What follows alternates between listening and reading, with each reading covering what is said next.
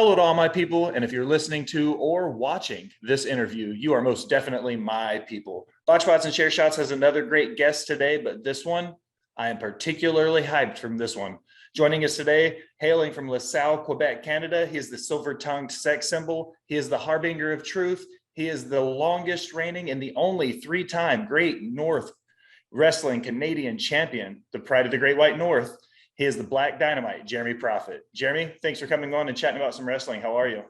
Oh, it's my pleasure to be here. I always love, joining a fellow podcaster. I'm a podcaster myself, in addition to being a wrestler. So I always like to give back and drop some knowledge for your fan base and mine. And, that's what's great about this world of wrestling. It unites us. Doesn't matter if you're in LaSalle, Quebec, or if you're in Tennessee. Wrestling is such an awesome thing that unites all of us. And I'm glad to give back and be here. And yeah, man, I want to bring in the ratings for you. I want to be like what Cody Rhodes is doing right now on Raw and bring in the ratings for Botched Spots and Chair Shots. Now, Botched Spots, I don't know too much about that, but I have given out a hell of a chair shot or two in my life. So really like the name, really glad to be a part of the brand. Man, I really appreciate you coming on. So let's just hop right into it. Throughout your illustrious 16-year career, you've held roughly 40 titles. How does it feel to have a resume that is rivaled by few either north or south of the U.S.-Canadian border? Well, what can I say? I'm good at what I do. I feel that when it comes to professional wrestling, it's like I hold a PhD and a master's degree and then some, because I love wrestling. I've loved it my whole life. I apply myself to it. And I feel like a lot of people, they get complacent. They stop improving. But, if you look at Jeremy Prophet from any 2 consecutive years, I feel my improvement and evolution is monumental. So yeah, 40 championships or so. And I think there's probably a lot more, but I limit it to 40 just to kind of be humble. But in the grand scheme of things, yeah, it's the fruits of my labor. It's the icing on the cake when it comes to getting to be a part of this, getting to get paid to do it. And quite frankly, I think that I'm in a lot of ways, I'm kind of overqualified to be at the independent level. I think by now someone should have come along with the big contract, laid it down in front of me, and made a ton of money off of my name and likeness. Unfortunately, when you're Canadian, they don't exactly roll out the red carpet for you as easily as if I was, on your side of the border. But that's been a part of my story. It's been a part of my crusade. And I know that I'm forging my way to the top, getting better every year. And, I don't care who I have to step on. I don't care who I got to beat down. I don't care what I got to do to get people's attention. I am unapologetic. I'm as aggressive as they come, and I know I'm going to make it, and ain't nobody going to stop me. You think there's a wrestler who is better than Jeremy Prophet? Better is subjective. But when it comes down to it, objectively, I'll be the first one to say that my skill set is rivaled by no one, whether it's the guy who just took his first bump yesterday, or it's, Hangman Page or Roman Reigns. I don't think there's anyone as complete as me. And if there is someone out there, I'd like to meet him, because I've yet to stand side by side or across the ring from my equal. Would love to meet him. Don't know if he's out there. I appreciate that. That's awesome to hear your story a little bit. Your first professional match in 2005 versus where you're at now, roughly 17 years later. How do you compare your comfortability in the ring now versus then? I actually just want to put a little asterisk by what you said there, because while I do consider 2005 my debut year, I actually had my first wrestling match in 2004. I had it a year before that. But I consider 2005 my debut because that's when I started wrestling regularly. There was a big gap between my first couple of matches, actually, first 4 or 5 or so. And then when I started wrestling regularly, wrestling every week, every weekend, every 2 weeks, sometimes 3 or 4 times a week, doing that kind of thing. If it were up to me, I would wrestle every single day, never take a day off. And by the grace of God, somehow I've done this for 16 years, soon going to be 17 years, and have never been injured, never been burnt out, never took a day off, never canceled off of a show. I'm just built for this. And, that's why I hold myself in such high regard, because I love wrestling. I've never fallen out of love with it. And yeah, to go back to your question about where I was then compared to where I am now, not really much of a difference, man. I'm the same guy that, went in there for the first time, and I'm like, I love this. I'm at peace when I'm wrestling. I don't feel nerves. I don't feel pressure. It's like I said recently, pressure makes diamonds, and I'm the brightest diamond in the rough. I want pressure, because quite frankly, pressure is not being at the independent level, going out there to wrestle in front of 300-400 people. To me, pressure would probably be, being on the road, being in another country, being on live television, live pay-per-view, having to go out there and fight for a championship in a main event, and making sure that, you know, when you're going out there last, you can outdo everything that people have seen before and still elicit the kind of reaction that you want. There's no pressure for me. I mean, I wrestled in the WWE.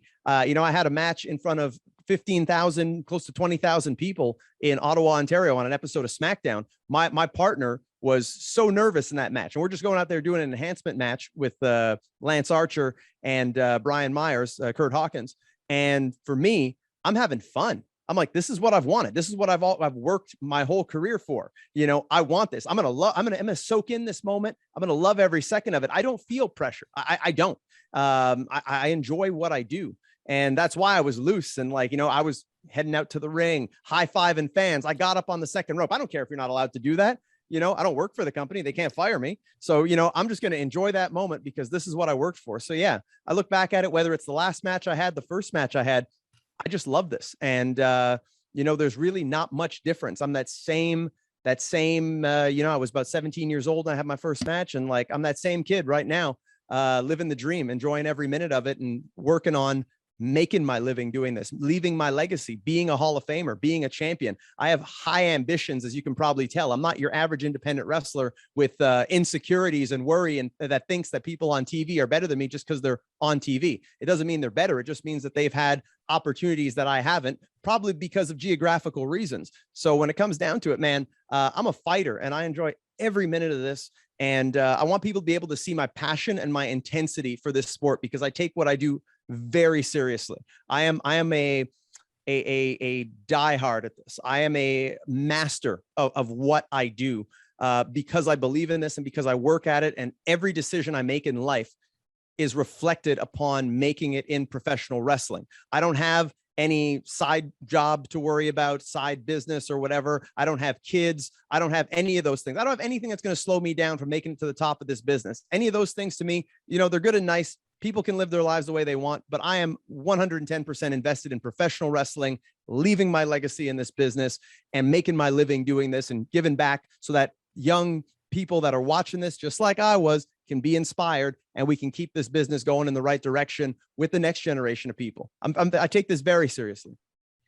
So with your history in the indies, and you've said before with your abilities, we're going to touch on that in a few seconds. But right now you hold a couple different territory titles. At one point, territory titles and regional titles ruled the wrestling world for a long time.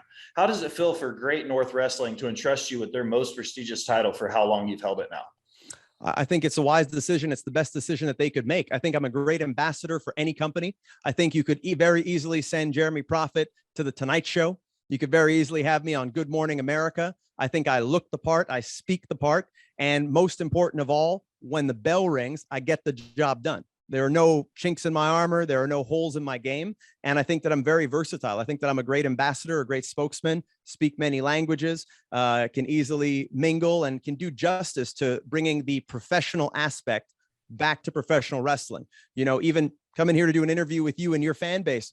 You know, I'm not here in my pajamas, you know, in just like a t-shirt and looking like a bum who could work at a 7-Eleven. No, I take pride in how I look in every aspect of it. And I take pride in how I carry myself and conduct myself. I don't compare myself to my peers because quite frankly, as I said, my peers are guys like Roman Reigns and Hangman Page and guys that are on TV making their living doing this, that are, you know, building Hall of Fame careers that simply have a little bit more exposure than I do. But anyone who sees this and sees me, you know, the same thought always goes through their head. They say, you know what, I don't know if this guy can wrestle, but there's something there. There's something special about him. You know, I know I have the it factor. Like I said, I have no insecurities. I know how really good I am.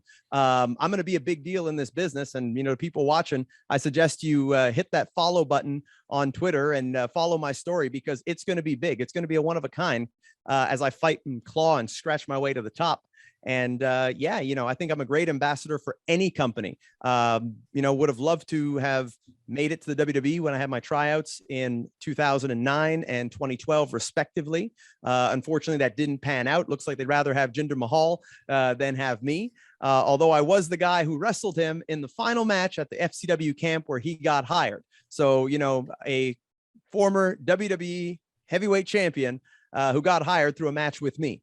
So again, Jeremy kind of has the Midas touch, Jeremy Prophet. And I think a lot of people have benefited from that. I think I've been on the cusp of glory, but just because somebody doesn't sign you to that dotted line doesn't mean that you're a failure. It doesn't mean that you don't have the talent and the skills, because you watch what I do, even just watching me right now.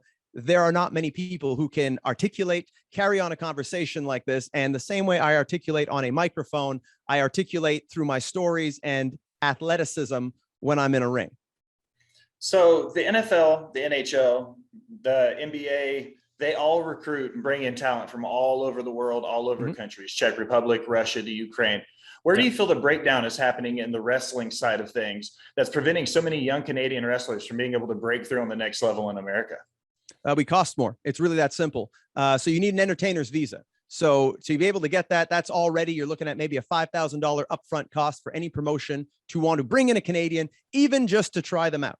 So that in itself is the problem, because you can take any bum off the American independent scene. No disrespect to my American brethren, but I mean, you could literally take a bum off the streets, a guy who's, and I mean, like, I don't mean like an average. I mean, you can literally take a homeless, jobless individual off of the streets and teach him to wrestle. And it will be more economic than booking a well-established, attractive, trained professional from Canada. It's, simply put, it'll be cheaper. A lot of people, they don't want to talk about the realities of this, but I'm very big on reality, because reality trumps all. Reality will dispel any kind of a myth that's out there. And the truth is always paramount when it comes to these kinds of things. So it costs more to get someone from Canada. It costs more to get someone from any country. It's not a problem exclusive to Canada. The problem with Canada is that we are geographically connected to the United States of America. And I think a lot of the higher ups, they just kind of figured that, oh, well, we don't see Canadians on the American independent scene. We don't see Canadians that many in GCW, in PWG, in Evolve, in all these same places where we pluck our talent from. And, everybody, it's very incestuous. Everybody's all friends with everybody, and putting in a word for their buddies, because rather than having someone more talented, maybe you want a guy that's a funny guy in the locker room. Maybe you want a guy who is fun to have on flights and car rides and those kinds of things. So it's never been about talent. We're not the Olympics here. It's professional wrestling. It's show business. It's who you know, and it's timing. So Canadians being more expensive, Canadians attracting more scrutiny at the border, because I can tell them till I'm blue in the face that, hey, I'm going to work for free. I'm not getting paid. I know that I need to get noticed in one of these companies for someone to want to invest in me. They can still turn you around and say, well, no, you're taking a job away from an American citizen. You're no different than someone from Mexico jumping the border, to Texas or California to try to, work illegally. That's how it's viewed. And so because of that, it stops us, and like literally, I'll tell you flat out, I went to a tryout with WWE 2012. And, William Regal was one of the ones in charge and was, working with the talent, grooming the talent, scouting. And he said, we want you guys to make names on the independent scene. You should be making a name for yourself. You should be in a lot of these companies, not realizing the ignorance of that, in that there's such a big risk to run. I wouldn't want to get banned for being able to go to the United States just because I'm going to try to pursue a career here. But there are legalities. And too many people inside wrestling, they think inside the wrestling bubble, and they don't think on a worldly scale, realizing that there are laws that are in place that stop this. And, it happened to Speedball Mike Bailey. By the grace of God, he found his way back to national television with Impact. But when it comes down to it, he got banned for 5 years. He's a very good friend of mine, very dear friend. It could happen to anyone. And so we don't want to run those risks because, well, for one, what it comes down to is, imagine the stupidity of a company. And there's a lot of companies in wrestling that their mindset is not in tune with how the world works. But the stupidity of saying, so what you need to do is you need to go and work illegally. You need to build a name for yourself doing illegal work so that we can hire you to do legal work. Because the legal work you do in your country, that don't mean diddly squat. You got to come over onto this side of the border illegally. You got to lie to those people at customs. You gotta go there and fly under the radar and show us that you're of value through illegal work so you can do legal work. So, there's a lot of these different oxymorons in wrestling. WWE has recently become a company where they say we don't hire wrestlers.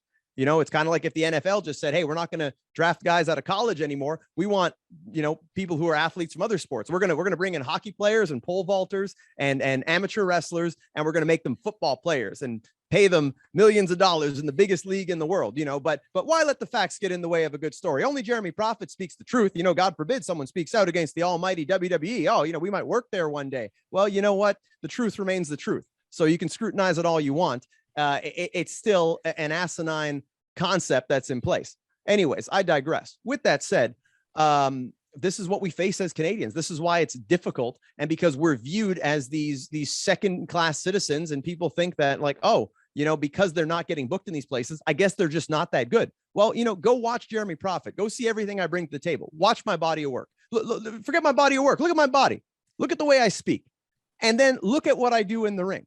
And compare me to anybody up and down any roster. They do not have the same skill set. They might be good at one thing. They might have a good body. They might be a good talker. They might be a good wrestler, but it's a bunch of one-dimensional, one-tool players that get these jobs. For us, we got to jump through so many hurdles and be outstanding at everything just to be considered. But that's okay, because I'm speaking out about this, and I'm perfectly fine with breaking barriers. Jackie Robinson had to be the first Black player to be able to show Major League Baseball that, we need to integrate people. We need to take guys out of the Negro leagues, put them in the major leagues, and then the teams will be a lot better. So if I have to be the Jackie Robinson, then I'm going to do it. And quite frankly, who's going to stop me? Because I am a ball of fire, and you stand in front of me, you will get burned, and you'll be burned to the ground. We're talking burning the ground, putting salt in the ground. Nothing is going to grow there ever again, much like I do to my opponents when I'm in the ring. So amid everything you were just talking about with the cost and all that, you take that into consideration with COVID-19, the fact we're in a worldwide pandemic. All of these things are preventing you and other Canadian stars right now from working for larger companies like MLW, AEW, Ring of Honor, even WWE. What can the average fan, either in Canada or in the United States, do to help the cause and bring this to the forefront of the sport for y'all? Really, it's not even a thing that fans can do. Fans can talk about it. They can support us. They can understand that, we're not going to have as much exposure. We're not going to have as much Twitter followers. We're not going to have as much views on YouTube, all resources that are without borders, but they can support their own, and they can keep making noise about it. That's what it is. Look at the speaking out movement. We had to clear out all the rapists and the sexual abusers and the child molesters, because people made noise about it. Yeah, I'll get private messages from people saying, oh, you shouldn't be talking about these things. Oh, you're going to jeopardize the careers of Canadians who are going and working illegally. Well, you know what? I really don't care. I really don't care. Come meet me. Come meet me. Say it to my face. And we can talk about it, or we can throw hands. But when it comes down to it, you're not going to stop my crusade. It's going to take a lot more than that to stop me than a few threatening messages here and there. However, through making noise, through being aggressive, through rising up, we can actually get big companies to notice, because the solution is really simple. And, you can take this, you can make a clip out of it. You can tag Tony Khan, because, Tony Khan seems like the kind of guy who's got the right vision for wrestling, regardless of what, people think of him. I think he's got the right vision. I think he's actually somebody who wants to improve wrestling worldwide. The scouting is what needs to improve. As you said, professional sports, they scout the world over. Who's to say, they throw around this term best in the world. Who's to say the best wrestler in the world is somebody we see on TV every week? Why? Because they pump tons of money into this person. They give them vignettes. They put their face on the production trucks. They do all these things to show that person. And then, yeah, they can go in and they can deliver on maybe 75 to 80% of the claims that are made about them. Who's to say the best in the world isn't somebody like Jeremy Prophet, who doesn't have the TV exposure, who you've maybe not heard of, but is really outstanding at all these things? The best wrestler in the world. Who knows? Maybe they're in Mozambique. Maybe they're in, maybe they're in Africa. Maybe they're in Indonesia. Maybe they're in Russia. Maybe they're in Antarctica, if they even have wrestling in Antarctica, which they probably don't. But when it comes down to it, who's to say the best is just what we see on TV? That's like believing everything you see on CNN is the truth. So you were quoted, following with you that you were quoted in August of 2021 saying being on TV doesn't necessarily mean you're the best. Nope. It just means you're in the right place at the right time with the right amount of talent. Here we are a year later, 2022. Jeremy Prophet, do you still feel the same way? Absolutely. I think I just said it, actually, because when it comes down to it, people, they're on TV. Does it mean that they're outstanding? Well, to a certain extent, it means that whoever is in charge and is paying them and is putting them on TV sees something special in them. Now, wrestling, it's like the circus. So you need all shapes and sizes. You need the strong men, you need the lion tamers, you need the clowns, you need the acrobats, you need all of that. So maybe they fit a specific role. I mean, you could take some decrepit, disgusting, anemic looking little nothing of a person, and hey, as bad as that person may look in society, maybe if this person can kind of wrestle, they will fit a niche that is not represented on TV. So you need a bit of everything. But when it comes down to it, there's this misconception that everyone on TV is a great wrestler or a great talent. There are tons of great, and it's not exclusive to the wrestling industry. Like, do you really believe the best musicians are the people you hear on the radio? Do you really believe that like the best writers are always the people who have the best selling books that are on shelves? No. When it comes down to it, there are outstanding talents all over, but believing that WWE and AEW and all that this is the best and it's the pinnacle of everything, it's kind of like believing everything you see on CNN and Fox News is 100% gospel. There are great wrestlers everywhere, and people know that, and that's why I say it comes down to better scouting. Instead of just scouting, oh well, these companies are the best. Look at it like this. It's like a pyramid scheme. So you have the companies that are on TV. These are the top companies. And obviously, you can make a good living working for them. And then you have, these are the top independent companies because they have big followings and good visibility. That's about it. And then you have a bunch of other companies that are, portrayed as kind of lower tier, bottom feeders, depending on, what kind of a mood I'm in. I might use one term or the other, but I'm in a pretty decent mood. So let's call them like a lower tier companies. And, there's this conception that that's the way that it goes. However, the talent level, there are great wrestlers in all of them. And there might be reasons that prevent people from getting that same exposure. Maybe they believe in the mentality that Jeremy Prophet doesn't believe in that you have to be humble and you have to let your work speak for itself, which, some people, yeah, that works. Other people, they get forgotten about. The squeaky wheel makes the grease. The squeaky wheel gets the grease. And so, I'm a firm believer that I'm going to be the squeakiest wheel of all because I want that grease and all the problems and all the headaches and all the good and the bad. I want it all. So that's the thing, is that scouting needs to be better. People need to be looking at companies in other places, especially in Canada, because our talent is just as good as the talent in the United States. And a lot of the talent is even better, which by definition is what you need to get an O1 work visa. So I stand by the fact that I am one of those exceptional talents, and I dare anyone to prove me wrong. Because like I said, I have yet to stand across the ring from my equal in terms of all the things that I can do. And I've stood across the ring from some very impressive people. I'm sure you have some questions on your list about some of them, but that's what it is. The scouting just needs to be better. So, WWE, AEW, all these companies, they should be scouting wrestlers all over the world, not just select few companies. Find the best wrestlers from the Czech Republic, find the best wrestlers from Scandinavia, find the best wrestlers from South America, from Africa, bring them all in and look at how great it'll be. Professional sports do it. We're supposedly in professional wrestling. So let's do that. And I'd be happy to be at the forefront and put my skills up against anybody, because like I said, my body of work speaks for itself. And whether they choose to listen or not, I'm gonna make them listen, because I'm Jeremy Prophet and that's what I do. So let's start at the very beginning from some of your training. You were trained by a Canadian legend and Hall of Famer in Jacques Rougeau. How does it feel to represent such a historic wrestling family every time you lace up your boots? Oh, it's an honor. And, I'm a very big fan of Canadian wrestling and the rich traditions that we have here. The Harts, the Vachons, the Rougeaus, just to name a few. Canadian wrestlers have contributed to some of the greatest moments in professional wrestling.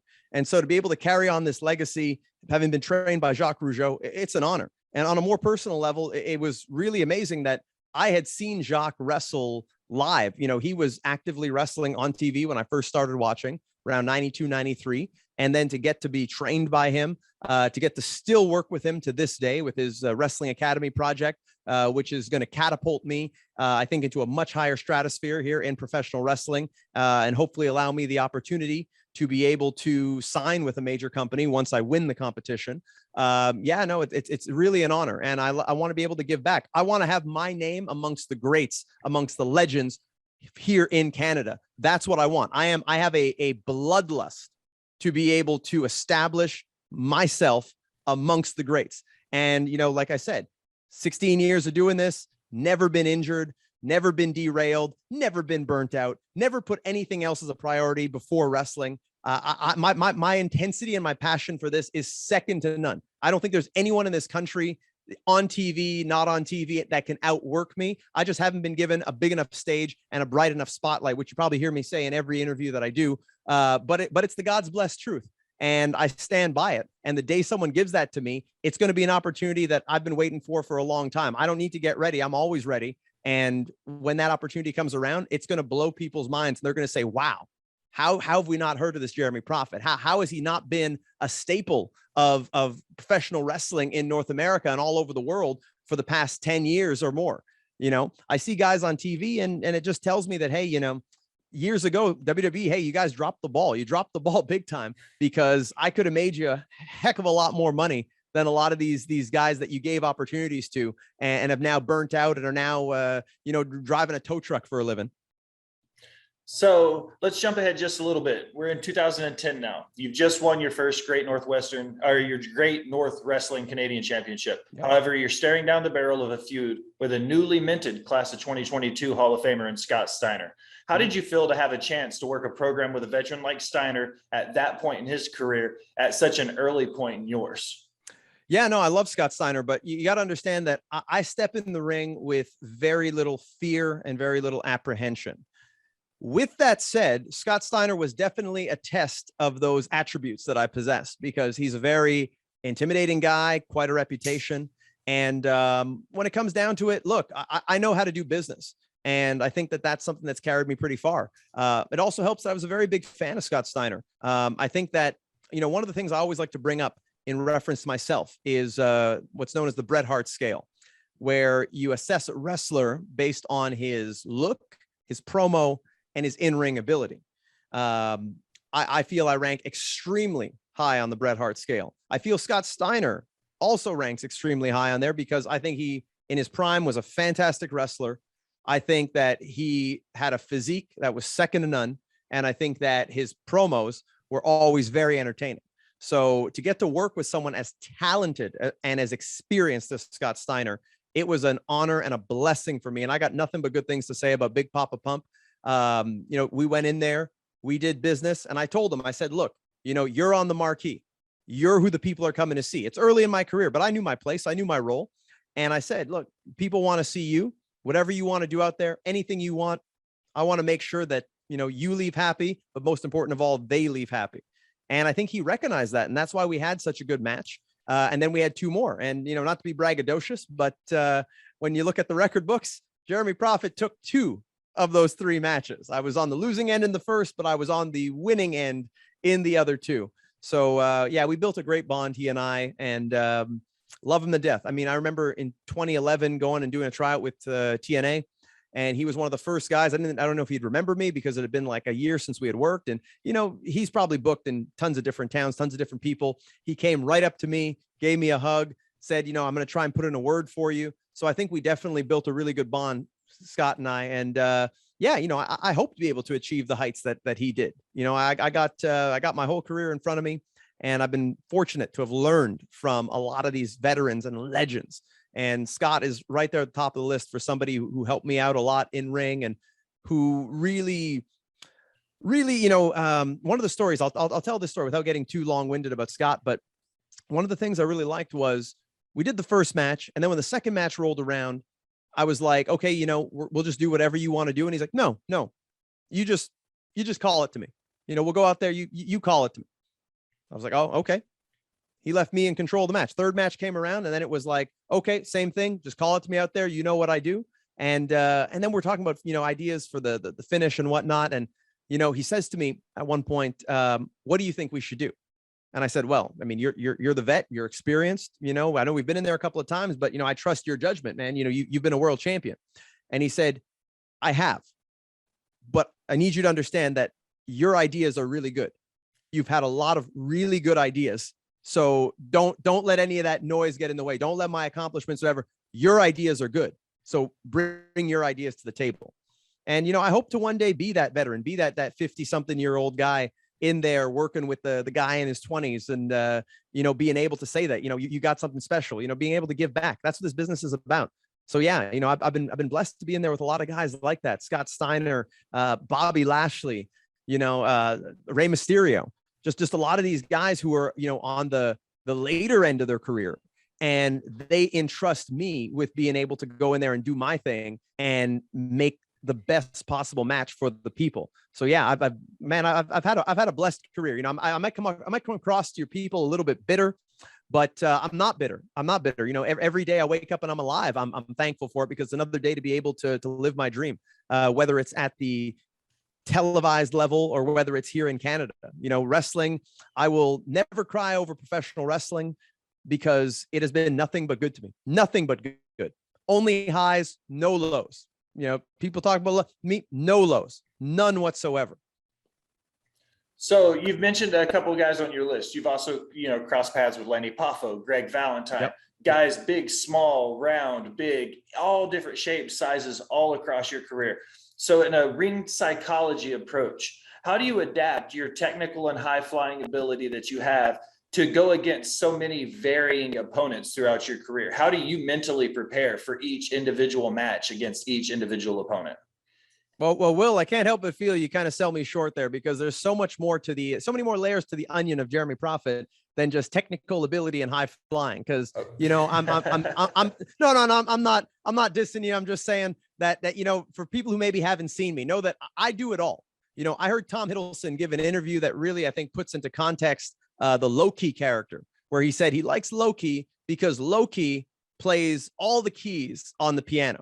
Well, you know what? That hit home with me, because Jeremy Prophet plays all the keys on the piano, plays the white ivory, plays the black keys. I play all the keys. Forget the piano. I play all the keys on the organ. Okay. You don't just see technical ability and high flying. That's just the tip of the iceberg. You got the hard hitting. How many guys can go toe to toe 15 times with Hannibal, the Blood Hunter, Devin Nicholson? How many guys have the cojones? You tell me you speak Spanish. How many guys have the cojones to step in there with him? They are terrified to step in there with that guy. I've been in there. I've been in the ring with these guys, all the hard hitters, the Hannibal. I went face to face with Necro Butcher in a ring when I was in my rookie year in like 2005, man, because quite frankly, I think a lot of these people, if we were to meet out on the streets, I think I got a pretty good chance against a lot of them. I can go on and on, all these killers, Lance Archer, Brian Cage, I like fighting guys who are these monsters, but I also like fighting the guys who are more finesse, the guys like Rey Mysterio, like Speedball Mike Bailey, like Jack Evans, fought all three of them in the same match. You can go see it on YouTube. I can fight people of all shapes and sizes, and it's not just technical and high flying. Like I said, it's hard hitting, it's hardcore, it's comedy. I've lasted through so many generations. I can have matches with guys who are, quite frankly, they got 1 foot in the past and 1 foot in the grave, if you know what I mean. Just as much as I can fight people who are believed to be in their prime, guys, maybe 10 years younger than me on the up and up. I can go toe to toe with everybody and get great matches out of all of them, because I can acquiesce to any style of professional wrestling. I'm like a shapeshifter when it comes to pro wrestling, and being at my size, which I stand, 5'11" roughly, and I'm about 215 pounds, so I'm really a guy who's middle sized for professional wrestling. Maybe I'm considered a bigger guy now, because, a lot of wrestlers, I guess, just, don't believe in being in shape. I don't know. I think they spent more days at Dairy Queen than they did at Gold's Gym. But when it comes down to it, I think maybe I might be considered a bit of a bigger guy, but I consider myself a middle-sized guy. So half of my matches, I'm the bigger guy. Half of my matches, I'm the smaller guy. So I have to be a master of both. A few times I fought guys who I guess maybe match up with me the same size-wise, but that's few and far between. So I have to be able to do both. And that's why I can have great matches with a ton of different opponents. And I'm not some routine wrestler. You got these guys, you can watch them, especially with TV, and these, they're on national TV, and you'll see guys and they'll do the same moves in the same order all the time. You go watch a Jeremy Prophet match, you will never see the same match twice. You simply won't. I'm the man of a million moves. I can do it all. That's why I said I play all the keys on the organ, all of them. And that same thing is applied to promos. The same way I can sit and I can host Jofo in the ring and be a host and interview people. The same way I can be interviewed here on your show. The same way I can cut a promo with the right expression, with the right level of intensity, with the right little nuances that can tell the story. The promo is not just standing there and talking and saying witty things. There's a lot of people, they can have the lyrics, but they can't sing the song. I'm just as eclectic and versatile promo wise as I am in a ring. And, I don't want to turn this into, well, Jeremy Prophet just, he really thinks very highly of himself. But like I said, these are things that I work really hard to be able to be good at.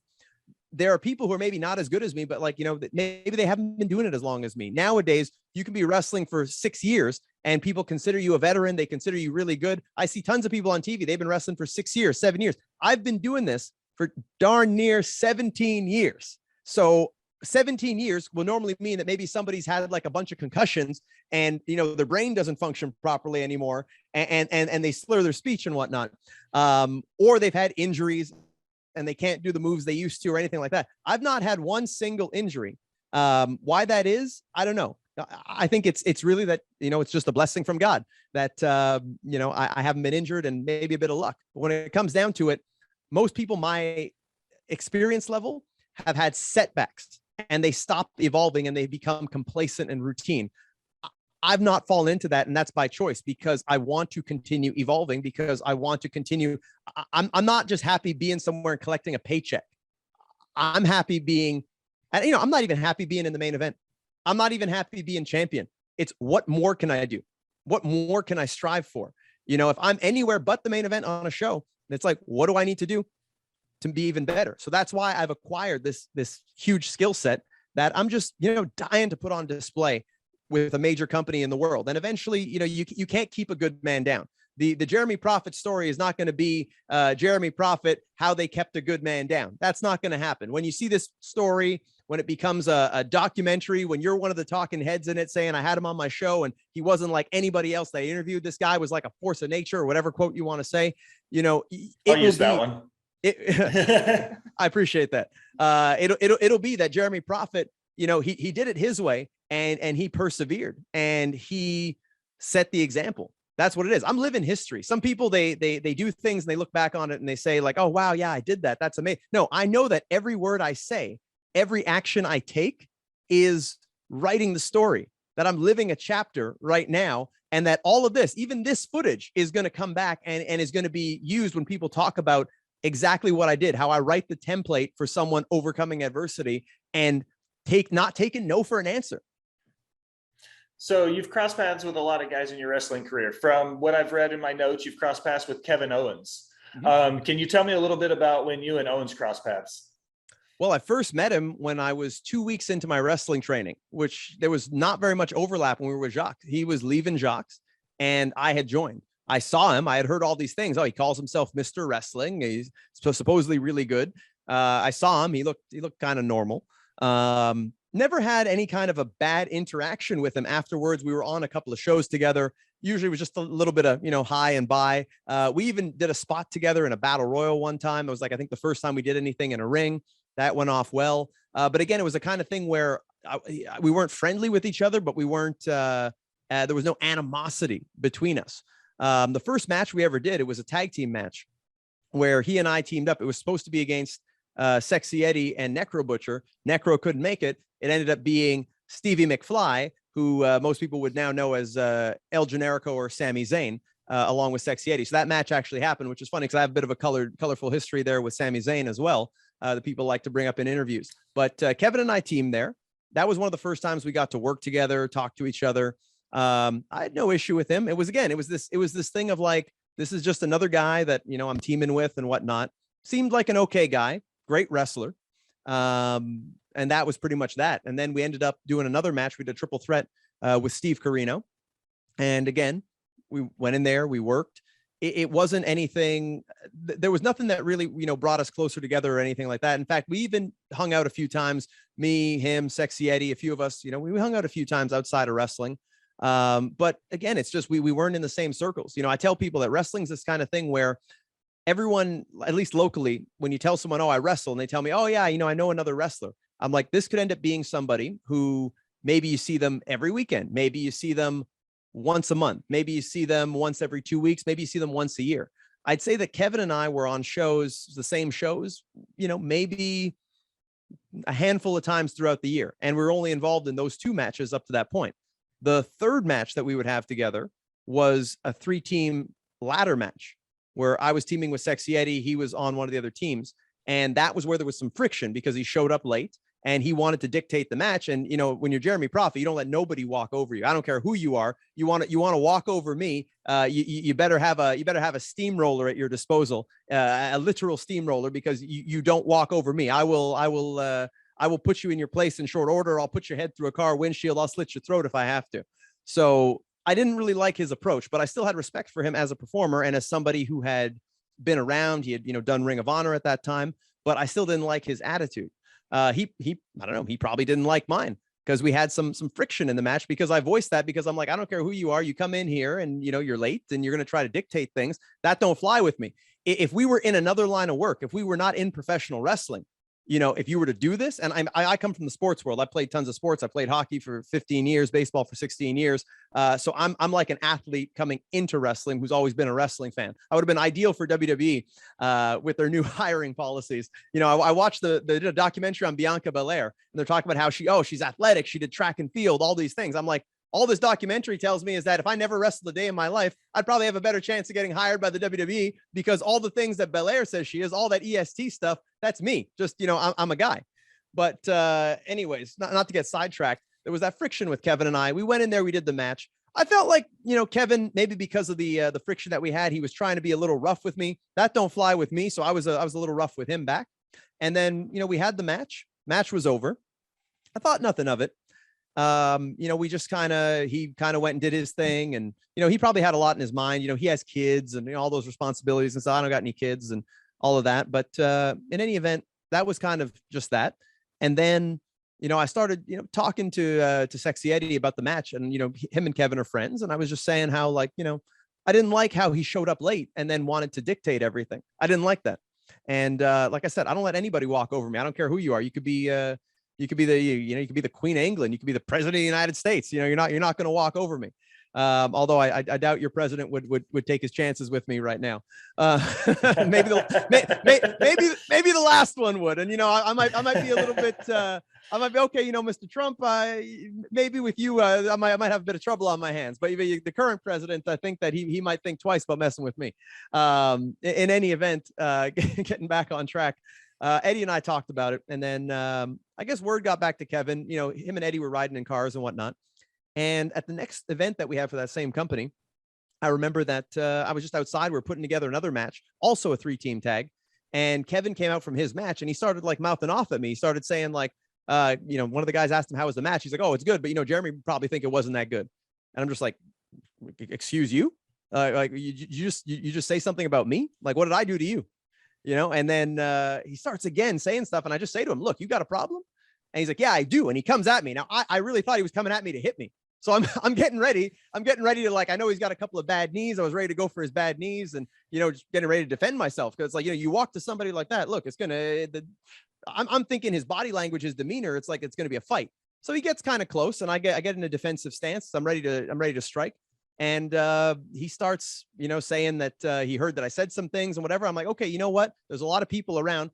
Let's me and you go over there. There's a little bit of an alleyway. I'm like, let's go over in the alleyway, just me and you. No, I'm not going to bruise or brody him. Although I didn't say that, but I'm like, let's just go where it's me and you, because now Kevin, he's a farm boy. I'm from the city. He's from outside this. He's from Maryville. You got to take a bridge, and it's there's a lot of farmland there and whatnot. I know that if me and this guy are going to throw down, there are tons of people around. There's going to be witnesses, and I don't want charges against me. And you know what? Hey, if he ends up winning the fight, then I wouldn't want charges against him. So if we're going to do anything, and he's maybe never had an experience like this in his life, but if we're going to do anything, we do it by ourselves, no witnesses. That's it. And we settle it man to man. So I said, let's go over there. If you got a problem with me, where there's nobody around, there's nobody to make a scene, and we'll figure this out. And he said, no, let's do it here. I'm like, no, if we're going to do anything, we're going to go over there where there's nobody, where it's just me and you. And then we can figure this out. Okay, fine. So we head over there. Everyone's kind of watching. We disappear behind the building. And then we get to talking. I say to him, so you got a problem with me? Tell me what your problem is. Now I'm still waiting for him to sucker punch me. It's still in the back of my head. This guy's gonna attack me. And I'm ready for it. And it's funny because he's in his wrestling gear. I'm in a suit, right?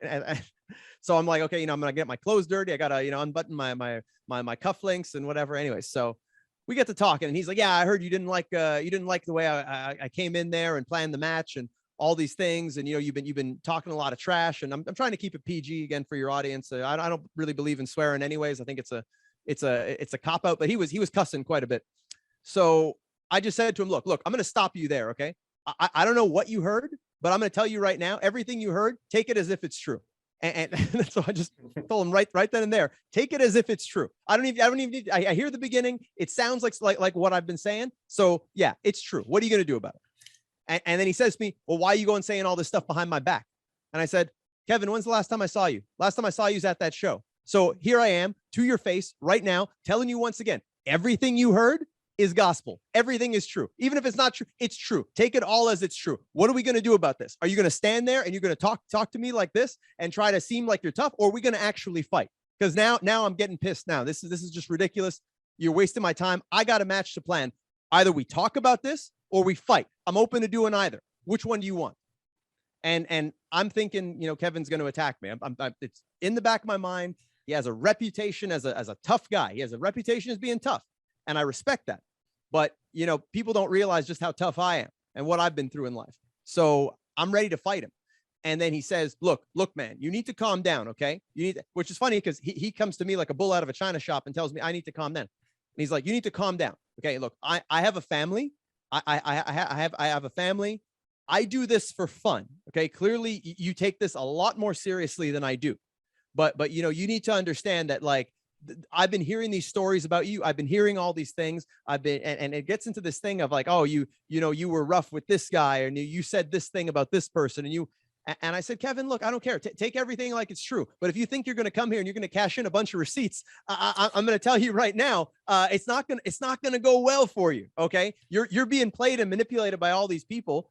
Have you come to me? Have you talked to me? Have you asked me for my side of the story? So I can tell you, this is what happened with this person. This is what happened with this person. You want to jump to a conclusion and get thrown in a lion's den because of listening to only one side of a story. That's you who's going to be a fool because of this. And I say to him, and with the match, I did not appreciate that you showed up late. I did not appreciate that you tried to dictate things. I didn't appreciate any of that. And I thought because of your ideas, the match actually didn't go well. But you know what? I say to him, look, you have a family. You don't take this seriously. And then we get to kind of a point where we're understanding each other. And he says to me, and again, I'm going to keep it PG, but he says, look, I got to just tell you, man, okay? You can say all these things, and you can say, that this is your side of the story, but for this many stories to be coming back, it just tells me that you're an a-hole. That's what it tells me. And I'm like, what's funny, Kevin? From a lot of these people, they say this about me, and you're saying I'm an a-hole. A lot of people, very often, they tell me that I remind them of you. But the difference is, Kevin, you're white and French. Like, you have a lot in your favor. And you've had people, pushing you as the next big thing from pretty much from day one. I haven't had any of that. I've had to fight a much bigger struggle to overcome a lot of adversity. So if I am an a-hole, I'm that way because of the adversity people put in front of me. What's your excuse? And look, we came to an understanding. We didn't know, there was no violence. We each said what we had to say. And I think we walked out of there with a respect for each other. I know people like to embellish. They want to believe, oh yeah, they went in there and they fought. No, we settled it amicably. And I think that that's a mark of people actually being tough. Real toughness is being able to not go the Neanderthal route and, well, this person, I'm just going to hit him and that's going to solve everything. It's hearing the other side, thinking that, what, you may not like this person, but maybe there's a reason. Let's actually listen. We did something there, I think, that was really good because we didn't fight. Would I have loved to say, yeah, we had this fight, and I had a lot more to gain out of that than him. He was much higher on the totem pole. So if I were to beat the hell out of him, that would raise my value. People be like, oh, wow, Kevin's tough, but Jeremy beat him. We got to watch out for Jeremy. Jeremy's a rough guy. That would have done so much for me. If Kevin would have beat me, it would have just been, Kevin beat Jeremy. We don't like Jeremy. It's good that Kevin did that. I guess he had a bit to gain, but I had way more to gain. but I still think that we came out of there having settled this like gentlemen. And I think that that says a lot to, to our maturity level. I harbored no ill will towards Kevin. I don't know what he thinks of me. Quite frankly, I don't care.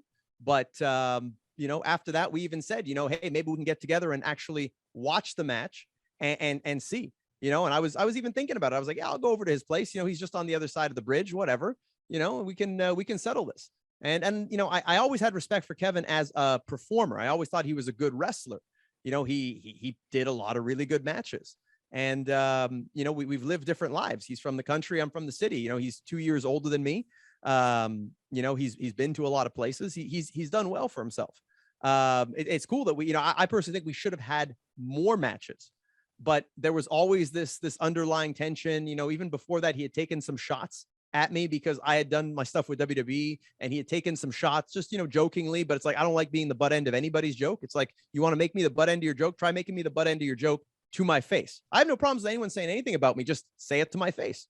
You can, if you don't like me, you can tell me you don't like me. Say it to my face. And so there was a bit of tension, and we settled that. He even said to me, he said, you have people who discredit you, who put you down and say, oh, you just got a job match on SmackDown. That's it. And he's like, no, it's cool that you got that. It's good that you got that. It's amazing that you got that.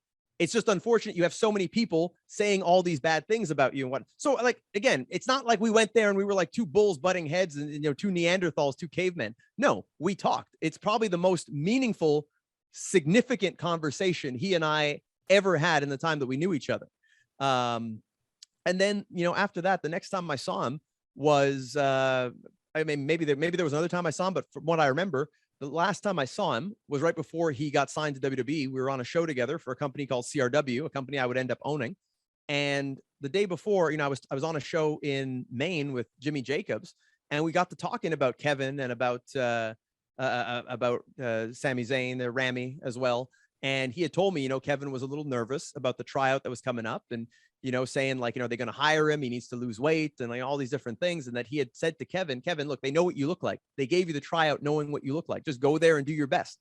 And I got a better understanding for Kevin hearing that story from Jimmy Jacobs. And then the next day I'm there on a show with Kevin. And I remember I went up to him and I said, hey, Kevin, I heard you had those tryouts. I think that they're going to hire you. I really think they are. And I wish you good luck. And that's the last conversation he and I ever had. And that's pretty much it. I know that when I did the video for Hannibal TV, I told this story, and I think he responded on Twitter back when he actually used Twitter, and responded to everything. He responded and he said, like, I'm a liar, but everyone who has heard his version of the story, he tells the same version as me. And if there's one thing people know about the Harbinger truth is I am not a liar. So when it comes down to it, I think that Kevin probably didn't even watch the video, just saw the headline, which was like me shooting on him. But I told basically the same story that I told here. I think you might have even gotten a version with a little bit more details. So when it comes to Kevin, I mean, like, I respect Kevin. I got nothing against Kevin. Kevin did his own thing. He's providing for his family. He's living the American dream. And I have no ill will in my heart towards Kevin. It's not even something that is worth stressing myself out about, because the man's just trying to provide for his family. So good on him. So you've called yourself before the man of a million moves. One of those moves also includes having a journalism degree. Yeah. So how did you go about starting your podcast, Jofo in the Ring, and blending a pro wrestling career and a journalism career? I love how you said that. There's a butchery there of the timeline entirely, because Jofo, believe it or not, started before me. I'm the last person to join Jofo, but I am the most refined in the art of podcasting and broadcasting, because yes, I did go to school for journalism. I studied in that, and that was written journalism. However, it did lead to a career on radio, on actual radio. I was on TSN radio, which is the Canadian ESPN equivalent, here in Montreal, doing a wrestling show called Wrestling Uncensored, along with my co-host David Simon. We had done this wrestling show in college on the radio, and then it got picked up by actual ESPN radio. That was back in, I don't remember the year exactly, but I think somewhere around 2007, 2008 or so. We managed to get it on the air, and then I did tons of episodes. covering everything that was going on in wrestling at the time. I did it up until I think 2013 or so. So I'm kind of like an OG, and we also would have it as a podcast too, but way back then, back in like 2008 to 2013. So like I'm an OG in the wrestling podcasting universe. So I brought that experience to the table here with Jofo, but Jofo existed well before me. One of their first episodes, they actually talked about me because I have a special connection to the entire team. Frank Jofo, he's a bit older than me, but we all went to the same high school, and he put on wrestling shows in the high school that I attended as a fan, along with Bruno, who's the man behind the scenes. He's the producer. You can see him on the AEW reviews. He's on there pretty often. And, Bruno and we played hockey together for many, many years. And I ended up seeing a clip. This was right around the start of the pandemic, maybe just a little bit before, where Frank Jofo was doing this rant about how he had wanted to recruit me for his wrestling league. And he was doing sort of like a Tough Enough. And I applied, but he didn't take me. And then I went on to become who I am today.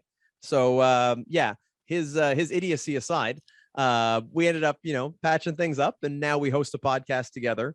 And I just try my best to be just as professional here as I am in professional wrestling, to bring the same level of passion and intensity to my podcasting, but also bringing the real integrity of journalism, because I want to get to the truth. And I'm not, you can probably tell, I'm not scared to ask a hard-hitting question. I ain't scared of any of that, so that's what's different. When you watch Jofo in the ring, nobody gets a free ride. If there's some controversy out there, we're going to tackle it head on. If I was interviewing me, I'd be doing just like you. I'd be asking about Kevin Owens and Sami Zayn and, all the controversial stuff, because I don't fear repercussion. I won't be silenced, and I won't be bought. I believe in speaking the truth. The Harbinger of Truth is not just a catchy nickname.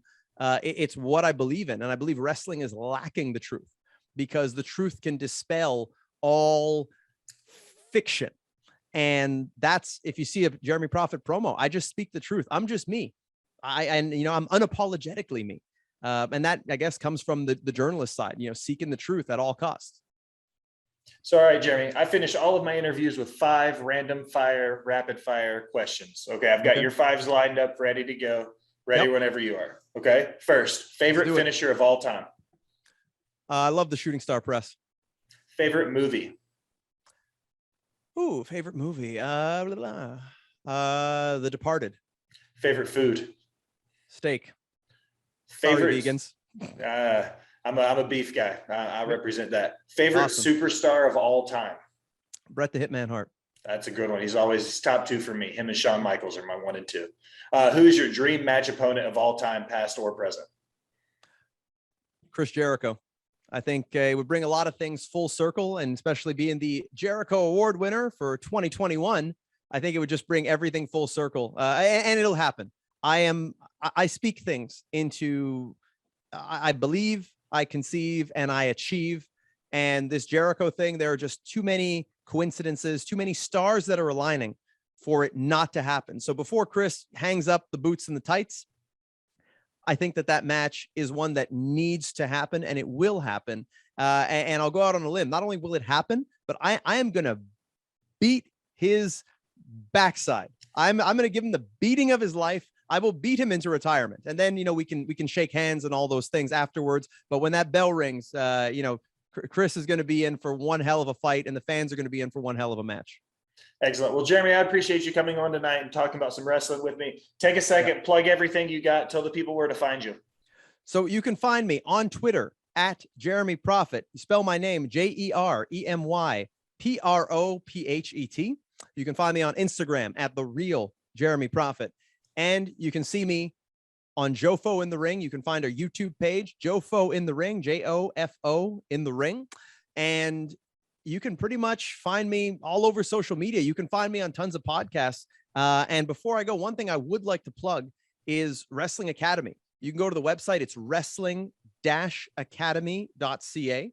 And you'll be able to follow my journey there. It's a project that Jacques Rougeau has started with 40 wrestlers from all over Canada, men, women, tag teams, and it's going to be by elimination. So there's going to be 3 rounds, and the final round, the winners will actually get $5,000 each, and 3 months to go train at the Nightmare Factory in Atlanta. In fact, QT Marshall himself is going to be at the finals. And I guarantee I will win. It's that simple. I will win that competition. I will go down to the Nightmare Factory, and by hook or by crook, I will get signed to a contract, because there's no one there that can outwork me. It's like I said recently, it just so happens that the best looking, the best talker, and the best wrestler all happen to be the same person. So how the hell is anybody else going to win? Who the hell is going to beat me? How do they beat me? It's also important to note that it's by fan vote, but I got one hell of a fan base, so I'm not too worried. But fans can vote. They can go on the website, wrestling-academy.ca, and they can vote for the wrestlers that they like. The polls are going to open. I'm told they're supposed to open at the end of this week. So when you see this episode, head on over there, give Jeremy Prophet a vote. It only costs $1, but you can actually help me advance my career and get to where I should be. If you've enjoyed this interview, if you like what you see, then you can do your part to help me along the way. And I'll remember each and every person that helps me get to where I should rightfully be. If you want to see me on TV, you want to see me putting a beating on Hangman Page, you want to see me beat the brakes off of MJF, off of Bryan Danielson, John Moxley, and any of these posers, you can go on there and you can help advance my career, and I will take the fight to them for each and every one of you. All right. Everybody listening right now, once again, this is Jeremy Prophet, and I appreciate you stopping by and chatting about some wrestling, my friend. It was a pleasure, Will. And anytime you want to have me back on, I'll be glad to be here. And don't worry, when I go on to bigger and better things, you and I will still keep in touch. That's a promise. I appreciate it so much, sir. Thank you very much for coming on. Thank you.